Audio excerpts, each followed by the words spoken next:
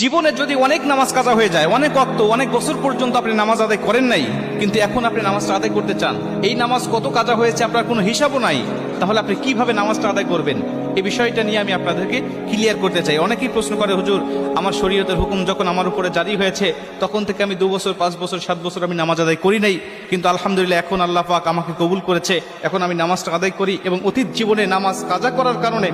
আমার ভিতরে অনুশোচনা আসছে, হুজুর নামাজগুলো আমি আদায় করতে চাই, কেমনে করে নামাজ আদায় করব? শুধু তওবা করলেই হয়ে যাবে নাকি আমাকে সেই নামাজগুলোকে হিসাব করে করে আমাকে পড়তে হবে? অনেকেই বলে, হুজুর হিসাব করা তো সম্ভব নয়, তাহলে কিভাবে নামাজটা আদায় করব? কারণ অল্প যদি ওয়াক্ত নামাজ কাজা হয়,